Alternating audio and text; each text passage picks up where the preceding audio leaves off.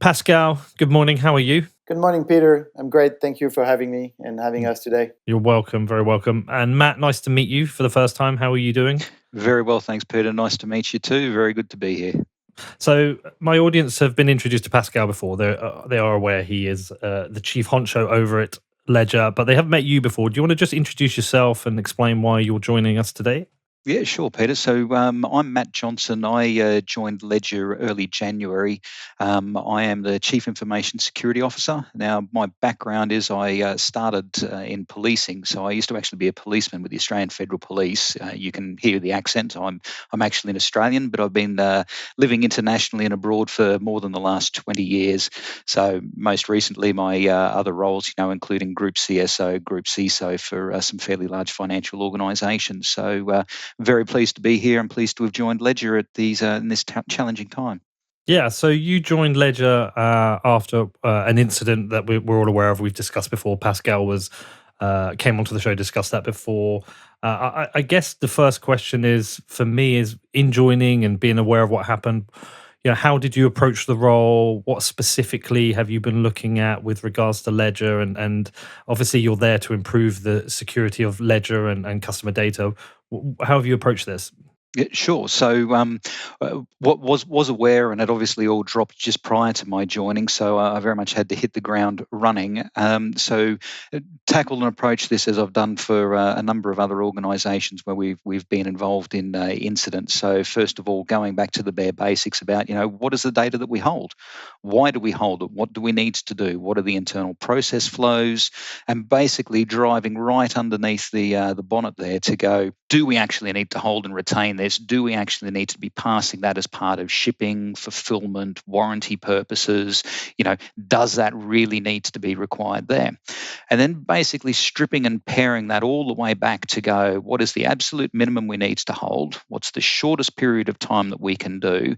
And at the same time being able to keep within the legal bounds that we have to for various reasons, as I mentioned, warranty, but there's also taxation, there's shipping, customs, all of those parts that we've got to be able to balance. So I've put the challenge out there to Ledger and the teams to go, how can we do even better? How can we go beyond the auspices of things like GDPR and what's required there for holding that information, and go, actually, we want to be even more brutal. It's more important to me and to us that we actually retain our customers and our clients' trust and faith, rather than me being able to go, actually, I can do, follow through on sales and marketing. It's more important to me that we've got that trust and confidentiality with them. Okay, great. Pascal, great to see you again. We've done a couple of interviews before. We've hung out in, I think it was in Hong Kong. Got to know you a little bit, I know, I'm sure, like for you, with wanting to run Ledger, especially during a bull market, you do just want to focus on product and business and growth, and want to put this behind you. But I appreciate you coming on because it's couple of months now ago since Benoit approached me and asked to sponsor the show.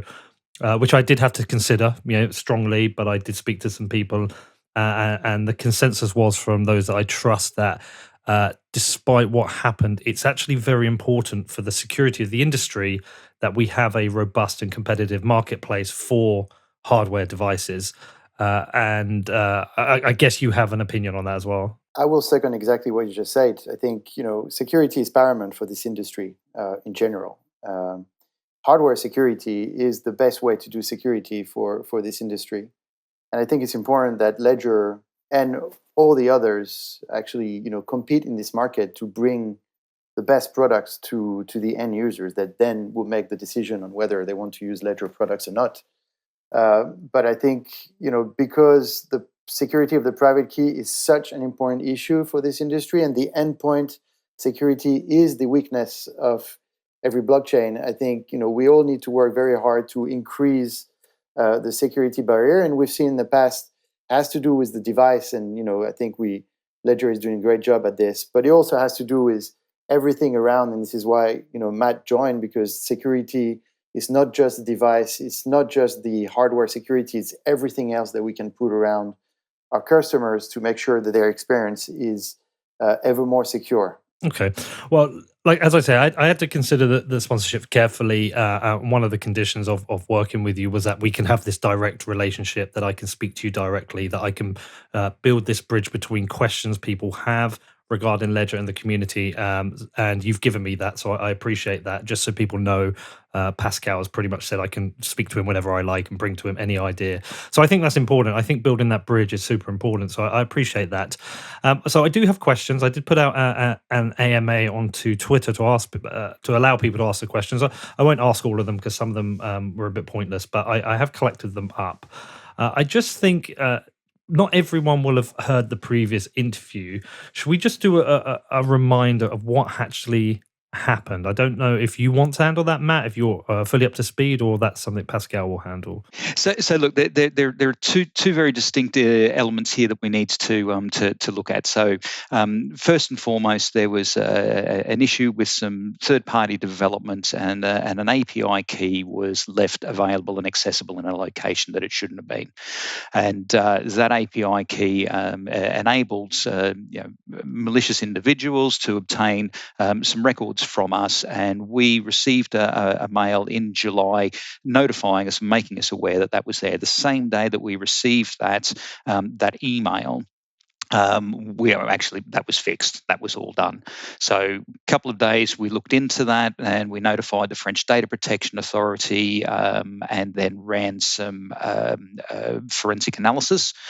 We got the report back on the 29th of July from the forensic organisation that ran the report for us, and we communicated out to what we believed were the impacted customers of Ledger at that time, and so did a notification out to them to say, hey, look, this is what's happened. We put statement up on our website to say, this has happened, be aware, and went there. Now, unfortunately, at the same time, in the background of all of this, on the 18th of April and on the 16th of June, there were basically rogue agents working for an organisation that we use for order fulfillment. Now, what they did was they had legitimate access to the systems, and they then downloaded copies of all of the data that we were using for shipping devices out to people. So, as I said, that was on the 18th of April and the 16th of June. Now, we didn't become aware of that. They went public on the 23rd of September as an organisation to say that these individuals had accessed more than 200 merchants, but we were not identified or publicly acknowledged that actually our data was in amongst that, and it wasn't until the 23rd of December that they actually came to us and said, oh, and by the way, your data was included in all of this, and that was actually after the full public dump of that data on the database on the 20th of December. So we were sort of caught a little bit on the back foot, believing we'd done all of the right things, notified our customers, we'd notified the relevant data protection authorities, had those conversations, we'd done the forensics. The forensic report was very specific in what it believed was the data that had been accessed, but ultimately that wasn't correct. We then noticed that there was a broader series of attacks that had been started and commenced on our customers. So we started seeing these coming out in early October, and so what we did was we did some very proactive email warnings out to our users about these targeted phishing campaigns. And what we saw sort of from around about the 22nd of October was that this really started to ramp up. So what we suspect has happened in the background is that the database has been acquired by particular threat actors, and they've stood up a very specific number of campaigns. So from this, we've doubled down on education, awareness, communication with our customers. So not only have we told those who we believed impacted in the first instance a couple of months prior, we then sent out email warnings to our customers to say, look, be aware, scams, phishing attacks, and anybody who goes to ledger.com will see a very prominent banner at the top of the page that says, beware of these ongoing scams and attack. And if you click on that link, it brings you through, and we're continuously updating that with all of the new scams and schemes that we're seeing. We update the stats and the metrics. We've taken down over 300 websites that have been associated with these phishing campaigns and attacks. We work with a number of external organisations to not only identify them, but to take them down, but to also look at where we can, get information that leads us to be able to track funds that are being used and taken by these scammers, and to try and track those wallets. We've also gone and doubled down on the education part there. So if you go through the Ledger Academy, there are a lot of material there around how to keep yourself safe. And once again, I'm sorry, I'm going to take this moment to reiterate to everybody yet again: Ledger's never going to ask you for your PIN or for your 24 words. If it's not a PIN you've created, if it's not the 24 words that you've generated, you've got to treat it as suspect. Always validate the address that you're sending any funds to, because you and you alone are in sole and total control of your funds and assets that are protected by your nano. So I've just got to continue to replay that as a message and go, never share it. We'll never ask for it. It's like the old days, you're banking your PIN, you get told, and we all learnt and got educated that you never share that. Likewise, we don't need it. We don't want it. We will never ask you for it. If somebody does, they're trying to do something bad. And alongside all of this, we went, look, Matt, can I just a couple of questions I've got just before you go on from that bit. Sure. So specifically with regard to the API key, some people won't even know what an API key is. Can you just explain what that is? Sure. API key is an application programming interface, and basically it's a key that you need to enable you to access particular functionality. And in this instance, it was enabling a call to the back end that would then actually deliver data. So they use that key to unlock and basically read off the data, if I try and break it down into the simplest of terms. And was that like a third-party company you work with for distribution of devices?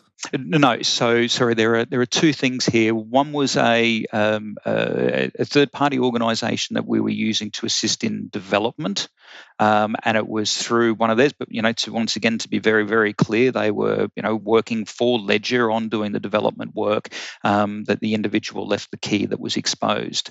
The second part that I referred to was an organisation that we use and still use for order fulfillment and distribution. Correct. So they were that was where the customer service agents were involved and downloaded the data from the order fulfillment and distribution organisation. Yes. So speaking to various companies involved in Bitcoin, whether it's exchanges, Kraken used to be a sponsor. I spoke to their head of security, speaking to CASA.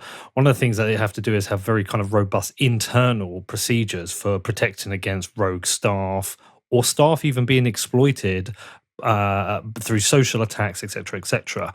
I'm assuming Ledger has something similar, but when you start working with, say, third parties, whether it's a development company, you suddenly have exposure to that data from people working from that company. Have you had to change things?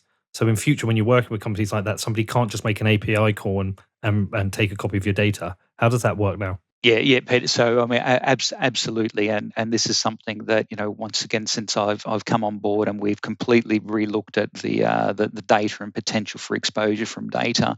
We're also going back and re-examining all of the third parties that we're using where those data flows go through to make sure that they've got the appropriate data controls. Revalidating, because when we first started working with them, we validated and said, what are the controls? How are you protecting this data? How do your individuals have access to it? So going through each and every single one of them to make sure that the controls that they have in place are commensurate with the controls that we have internally, not only just around the people and the staff and potentially vetting, but things like logging and monitoring and going, hang on, why is that agent now suddenly downloading such vast numbers or such vast volumes of data, touching so many of our customers or so many merchants? So then also going back to some of those organisations specifically and saying, you need to do better, you need to change these things, and indeed they have very much stepped up to the plate as well, acknowledging, well, actually, maybe having our customer service agents being able to do that legitimately isn't the right need. So we will reduce the numbers of people who have access to that, reduce the scope for them being able to potentially abuse, and if it is being used, knowing that we've got the right auditing and logging and monitoring available to that. I think the one biggest fear people have as Bitcoiners is access to their address information more than anything. There's different levels of attacks. If it's your phone number, maybe you can get SIM swapped. If it's your email, you can get phished. With home address data, people fear somebody knocking on their door knowing they're a Bitcoiner. So you've talked about you can analyze and see if someone's accessing and trying to download vast volumes of data, but there's even risks, I guess, if somebody is just looking through and finding individual addresses. But I don't know the solution to distribution, how you actually arrange the form of distribution of a device like this, but do not expose somebody to that kind of risk. What exists for something like that? What can you actually do? Yeah, exactly. And once again, coming from a law enforcement background, I can understand why people have these concerns and why it is potentially worrisome to them. Absolutely get that. Now, it is very difficult and it's very challenging to be able to deal with this specific one. One of the things that we always say is, you don't use a personal home address, so you can have a device shipped to work if your employer is happy for you to have personal deliveries made to it. Otherwise, there are other organisations that will allow, for drop boxes or PO boxes or parcel delivery centres that you can actually use to be able to do it. But one of the challenges that we have, and exposure to a number of serious incidents over the year with things being posted, that you don't want to be opening up yourself.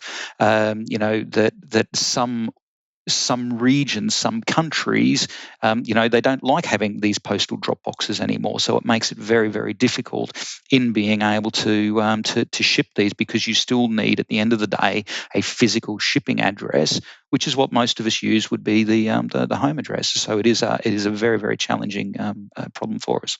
Is there And any way once you again, can? one of the sorry, I'm going to say, Peter. Okay. And once again, one of the things that we always go back to is, you say you try not to expose that. I personally have other things shipped to PO boxes where I go down, but that's not always possible for people, and it's not always convenient. Is there any way you guys can obfuscate what the delivery is? And have you guys even considered handling the I guess what I'm saying is the first point of distribution yourselves, rather than going through a third party?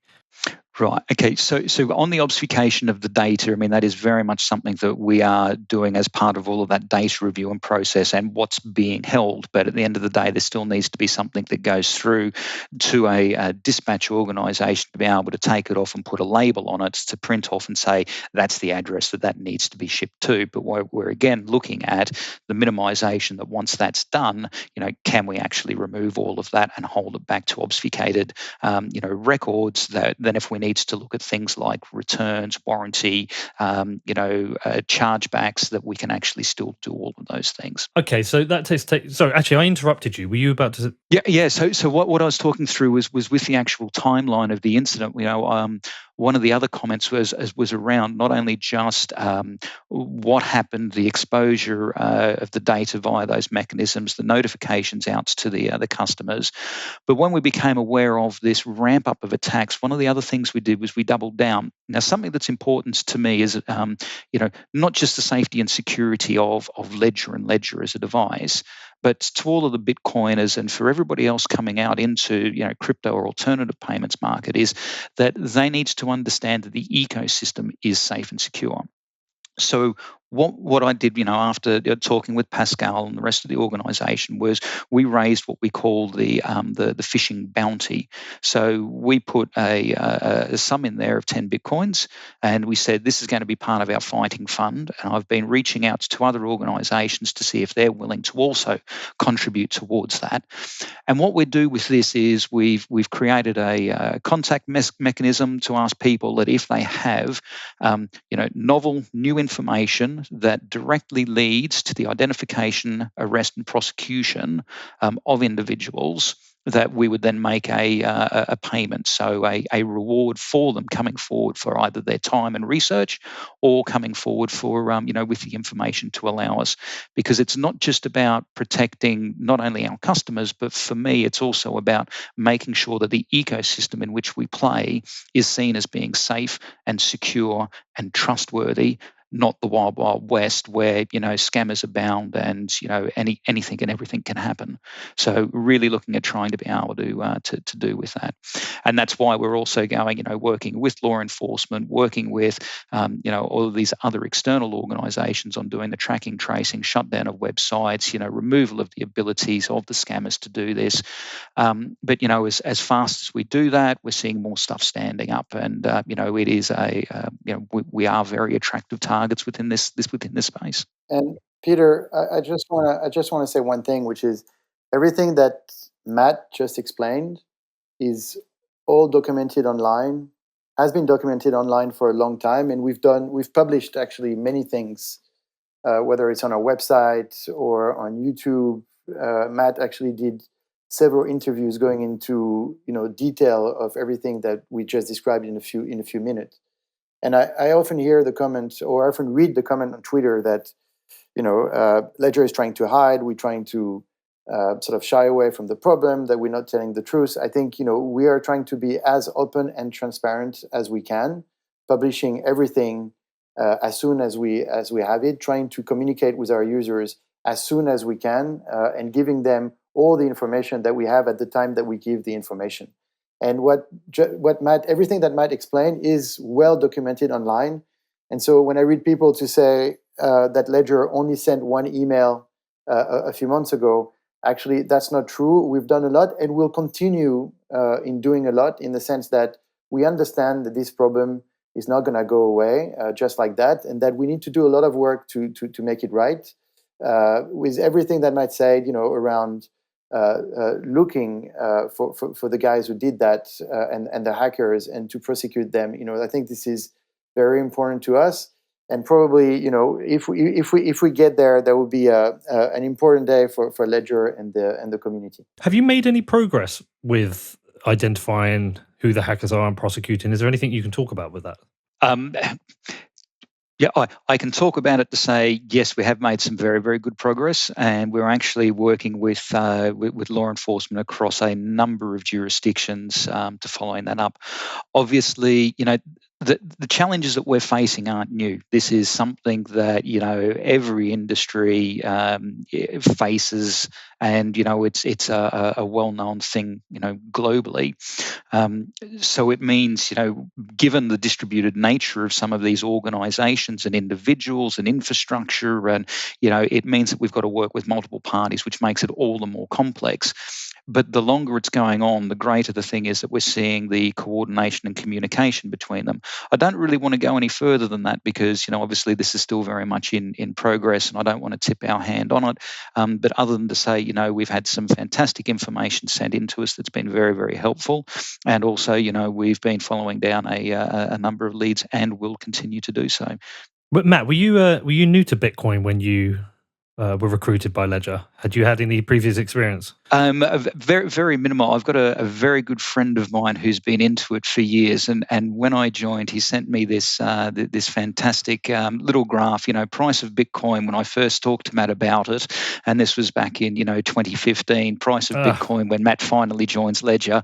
It was quite amusing. But my background coming from very much traditional financial organisations and institutions, so it's been a fantastic learning journey for me, and it's once again it's coming back to that ecosystem of being able to provide financial services to people who traditionally been locked out of that market, the freedom to know that actually I can control and look after these things, and it's all in my own hands. Very, very exciting to me. It must have been a bit of a baptism of fire. Some very unique things about this industry in terms of immutable records and the ability to just move money essentially and instantly around the world. Yeah, and not only a baptism of fire and some very interesting concepts to get my around and being able to do that, but once again also very, very exciting. The ability and knowing that actually it is immutable, to know that actually I am in control, and when I commit that. That's it. And once again, going back to I've got to put the message out there. Make sure you always validate the address that you're sending it to. So because once you do that and you have pressed that button, that's it. Then it becomes a much bigger thing to try and unpick. And are you a Bitcoiner now, Matt? Have you got skin in the game? I have skin in the game. Good man. Okay, so this is a strange question when you think it through, but could this happen again? Good question. Look, I think I'll take a first stab at this, and then I let the Matt as the expert, speak on this. I think we're doing everything that we can so it doesn't happen again, and we've been working really hard over Christmas last year, the first few months of this year. Not just Matt, but there is a whole team that is actually working on this nonstop, so it never happens again. But when it comes to security, nothing is absolute. And when we were challenged with this, the decision that we took at the time was to invest a lot into increasing the level of security for our users. And so, the best answer that we can give to the market, to our consumers, to our users, to our clients, is this: we're investing heavily into security right now, whether it's the product, whether it's the system, the process. Everything that we can. It's not just Matt. It's not a one-man job. So Matt is recruiting a team of, I think it's 14 people now that we're recruiting actually a bit everywhere in Europe. So if you want to apply, now is the time. And this is our commitment to invest a lot to make this as secure as possible. Okay. So let's talk about data. How long are you holding on to that pertinent data, the email, phone number, address? So the answer to that, Peter, is it depends. So Okay. and the reason why I have to say that at this moment is because of the systems and the process flows that it works through. Some of those systems we can get rid of, and it's hitting there. Some of it we're actually even removing so that it's not even being used in the first instance. But then there is some of that data that we actually need to retain for a longer period of time. So, for example, were we to have a recall issue due to a problem with a battery within one of the devices, it means I've got to be able to go back through for the warranty period and retain some of that information. Not all of it, but we've got to be able to show as an organisation that we're being responsible enough within that bounds to be able to address those concerns. Once again, being really clear, we haven't had any warranty issues. There are no problems with the batteries. That is all fine, but it's just being used as an example that we can. What's the maximum you need to keep for that? Because you could, if you kept my email address, you could communicate that, but you wouldn't need to keep my home address for that issue, right? No. Well, correct. So then the issue is also then on the return. So we're looking, and once again, this is the challenge that we're setting, is to be able to remove things like home email addresses within 3 months. You said home email address. You mean home address? So home addresses, correct? Okay. So that's the sort of thing where we're setting the bar, saying actually that's where we want to get to. Now that's what I am driving with the systems and the teams for the developments, and making sure that we're still able to meet our legal obligations. Now it may well be that we can't get rid of that because we've got to be able to show for taxation purposes that we sold this device to a particular geography, a particular country, so that that we can recognize that within those locations. But what my commitment then is that actually we'll be moving that data into a segregated environment so that it's no longer accessible externally by the internet. Look, if I'd have to get down almost to like the a cold, state, it's like a cold wallet. yeah, exactly. So if I have to get down to the point where we'll actually take that and remove it, and it will be put in an entirely segregated environment. If the most effective way for me to do that is to print the record out, delete the record, store it in a binder in a fireproof safe, we're going to go down to that level of effort. Now, that's not what I'm suggesting we're doing at the moment, because that's got its own problems with it. But once again, where all avenues are on the table, and that's the kind of drive that we're putting forward to it. Could you not just keep country and remove home address? Was that not enough for the tax authorities? Correct. So you have to keep the full home address. So there is part of that where we need to and once again, that requirement is different based on country. Yeah, so we often find a lot of the problems with data, whether it's what you're doing here or KYC, AML, it's actually the requirements from the government and central authorities that are putting people at risk, that that companies are required to keep certain data. Correct. And it's a very complex. No, sorry, Matt. It's a very complex problem. I mean, some people try to wave it and say, we just remove the data after 3 months and that's it. I mean, for our business at scale, shipping products globally, I mean, we ship products in more than 200 countries. And so it is certainly, a complex operational problem that we're facing, with that, because each country adds its data protection laws. If you take Europe, we have GDPR, US doesn't have it, etc. So it is a very, very complex issue.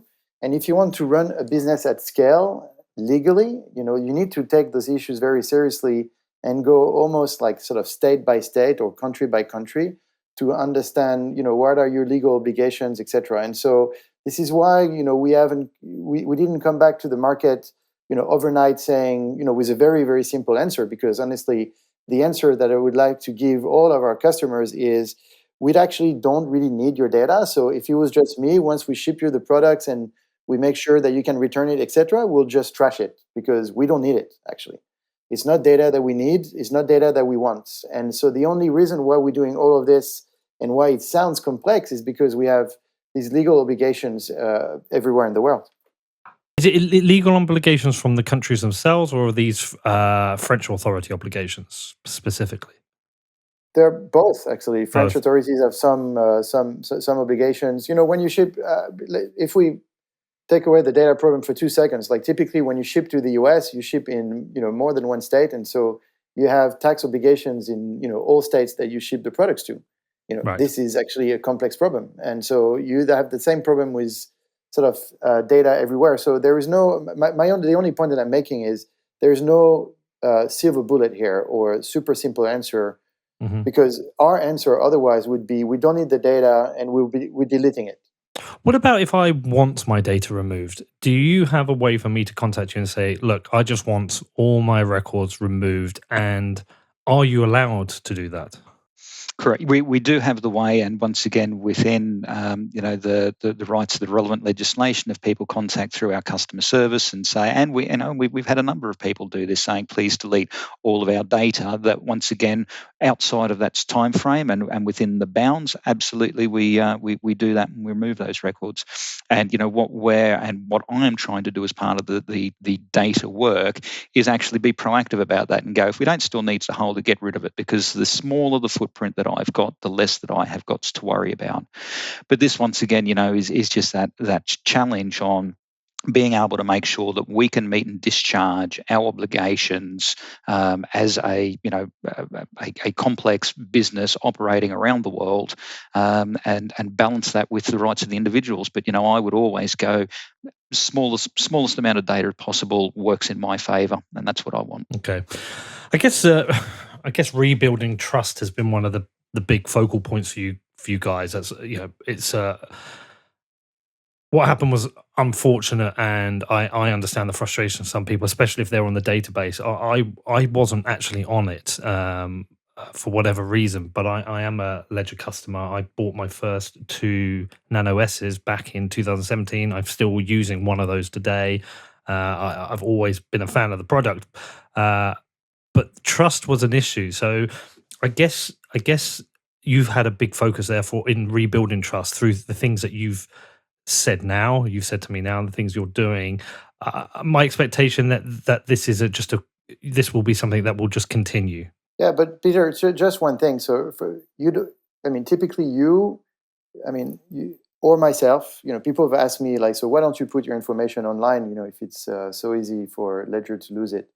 Actually, you can find my information online pretty easily, and I'm pretty sure that if we look Mine hard too. enough, we'll find you. Yeah. Company's House makes that easy.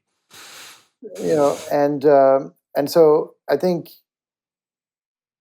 we all need to think sort of what that means, and the data leak is one thing, and again, we're talking openly here about it and everything that we just said, but equally we have to realize that if people are know us and are really after us, then eventually they'll find us, and so we need to figure out like what it means for our security.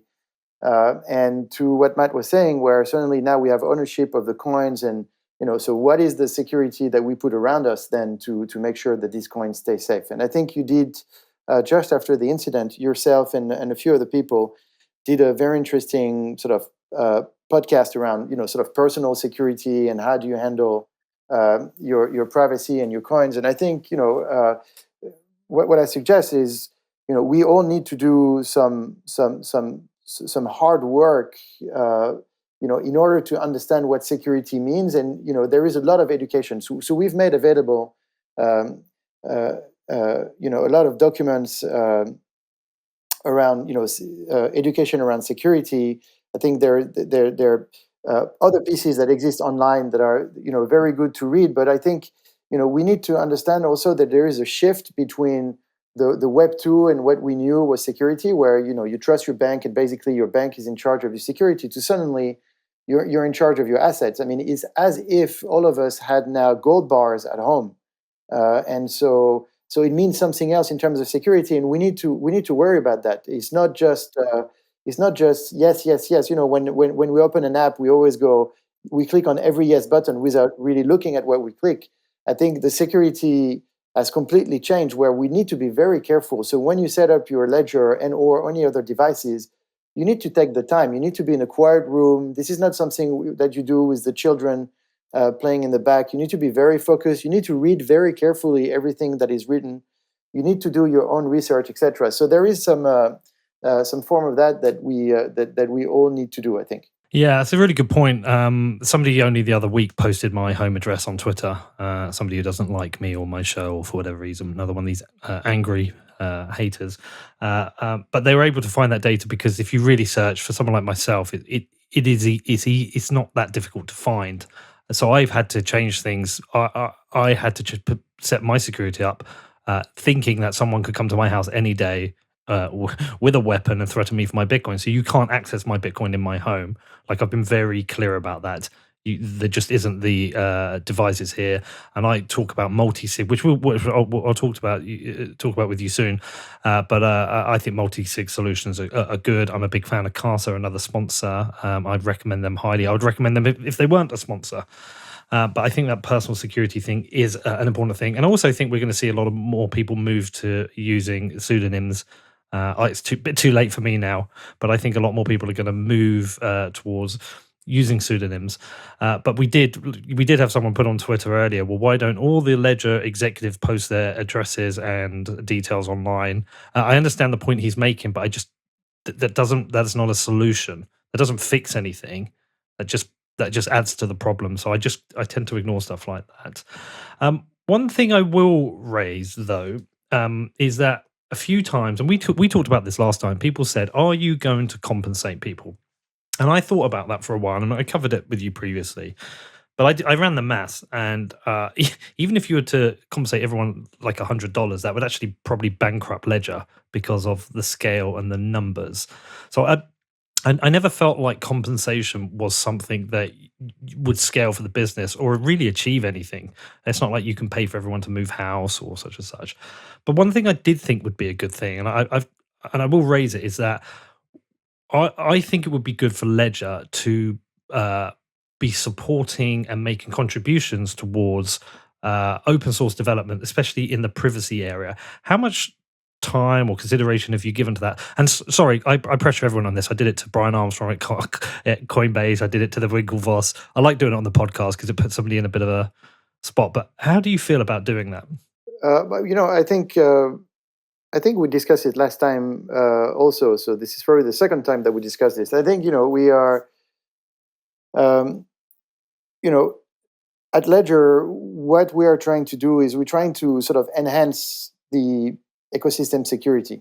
This is what we do with the Dungeon. We have a team of white hats that are working hard on our security, but also trying to solve very difficult security problems for Ledger, but also for the rest of the industry, and working sort of with other security teams to make sure that the bar sort of always increase. And so there is already a lot of work, and it's actually very well documented online, that the Dungeon is doing to pro bono and in a full transparent way, actually, which is very new in security, because usually security is by opacity, and I think a lot of companies, including Trezor, have done a lot, and Ledger to a certain extent have done a lot to make security less opaque and more sort of open.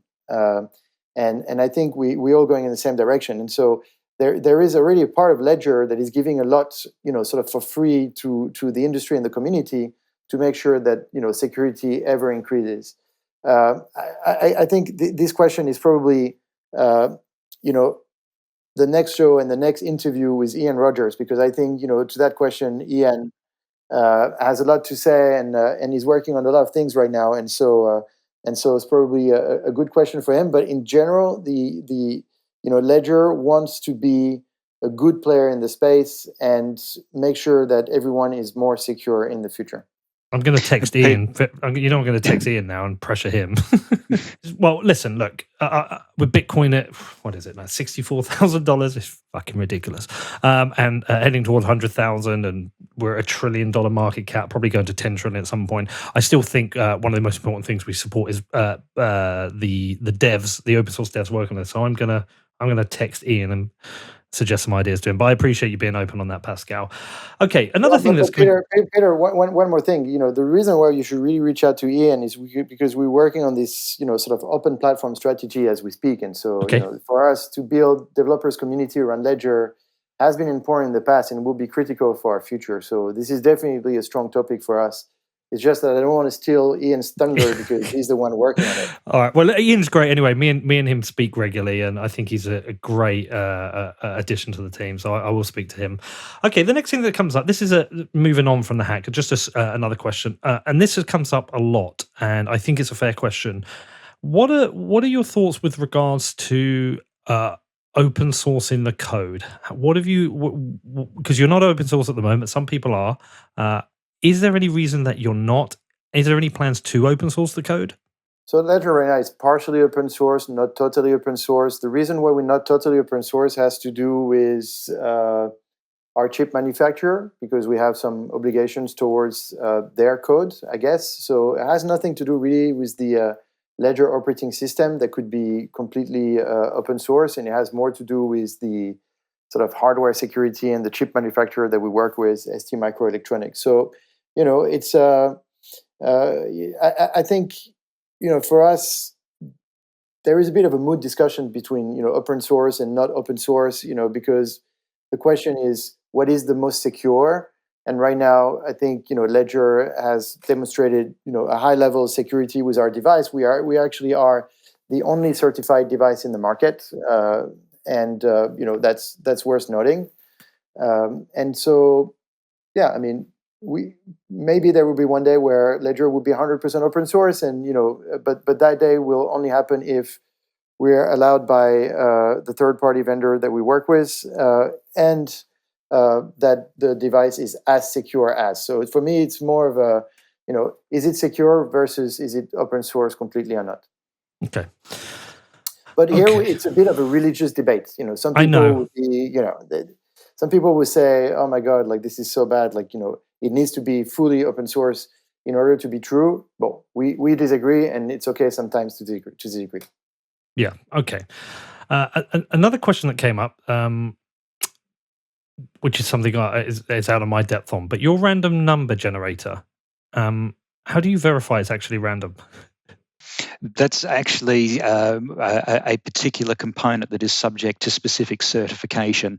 So that has actually been independently verified as part of the certification process itself. That is a very, very it's actually a very good technical question regarding the actual randomness of it, but that is independently verified. Yes. I always thought random was binary. Either it is random or it isn't. Something new you learn. With regards to Ledger Live and the Android, what location data are you using and what are you not using? Okay. So once again, going back to the security discussion earlier, is the things that I don't want to be holding is things like IP addresses and those sorts of records.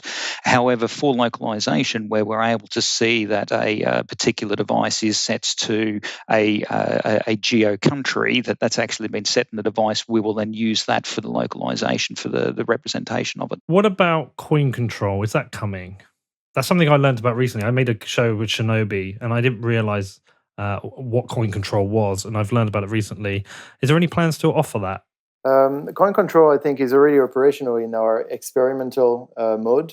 Okay. And actually, there are many Bitcoin features and coin features in general sometimes that are either available in experimental mode and or available at the hardware level only, meaning that they're not available in Ledger Live.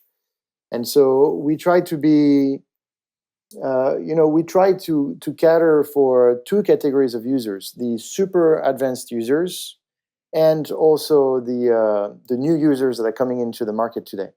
And there are some functionalities that are very important to the power users, such as coin control, PBST, and so on and so forth, that are really not top of mind for someone that just joined crypto and wants to have the basic functionalities of Ledger Live.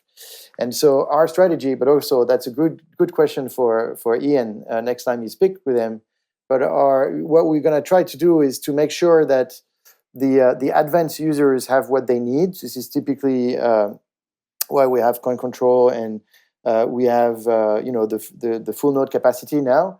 And there is a roadmap of taking these novelties to our users into market, even if sometimes we're a little late to the party, but we're working on it. I mean, typically PBST is something that we don't have today, but that we will have at the hardware level.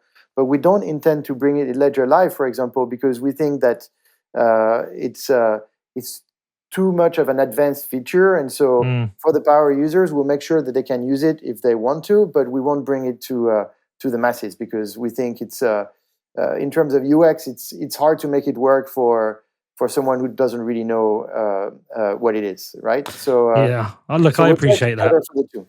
I'm always fighting the UX battle, and it's a conversation I have where I think I have a quite a firm grip on what I think new users are capable of and what takes people too far. And whilst there are power users out there who want these advanced features, I agree that sometimes it's a bit too far.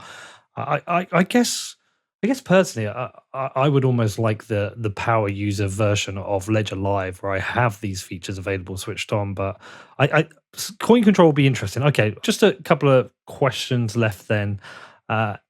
Matt, in terms of fake resellers, any advice on that? How people can spot them? I would say, make sure that you come through to ledger.com and purchase through there would be the number one. We're doing a lot of active work to take down and monitor for fake resellers. That is one of the streams of very active investigation and closure that I'm working through with the team. But the primary piece of advice is make sure that you come through ledger.com and do your purchase there. All right. And is there anything I've not asked you, Matt, that you wish I had? Anything you want to cover? Anything additional you want to add in before we close out? I think the only comment that I'd make is, and reaching out to every one of Ledger's clients and customers is, I've joined recently. I've hit the ground running. I hear the concern. I absolutely get it. And having worked and been involved in similar sorts of investigations over the years, I can understand some of these concerns. I'm not going to rest. The team's not going to rest. We're going to keep doing this until we can, hopefully win back that trust from them. And their trust is much more important to me than their data. And I'll continue to drive down this avenue and this path, and look forward to engaging with them, the community, the entire ecosystem over the coming weeks, months, and years. Brilliant. Well, I appreciate you coming on, Pascal. Yourself, anything else you want to add? Close out with any other final messages? I think all was said. Thank you again for having us, Peter. I think it's been important to me from sort of day one of this data breach to quickly come on your show and talk to the community and say how sorry we were and what we were doing for this. So I'm actually glad that this is the second show that we're doing just to present the progress that we've made and show that we care and that we've been working hard and that we have super talented people like Matt that are sort of helping us solve these complex issues. And so I'm grateful that you gave us the platform and the opportunity to speak again today. So thank you. Well, no worries. I mean, as I said, you were open to any question, which was great. And as I said, with the sponsorship, I had to consider it very carefully. And one of those conditions was having this bridge between the community and yourself, that any questions can be brought to you, and you've honoured that. So I do appreciate that. Not everyone is going to be convinced or is going to be supportive of Ledger, but as I said, I think it's really important we have a robust, competitive marketplace for hardware devices. My multi-sig setup with Casa uses a Ledger, it uses a cold card, and it uses a Trezor, and it does that for a reason. So I'm not reliant on one manufacturer, and that's really important. That I think that all three still exist. So yeah, I appreciate the open book. I'm sure we're going to speak again regularly. I'm going to follow up with Ian on a number of these items because I think it would be good to cover some of the features people want and some of the ongoing development. But look, I appreciate you coming on, and yeah, let's just keep the dialogue open. And Matt, now we have an open dialogue. If anything specifically comes that I think needs to be addressing, I will come to you directly. Perfect, Peter. Look forward to that. No problem at all. All right. All the best, guys. Thank you, and see you soon. Thank you. Thank you, Peter.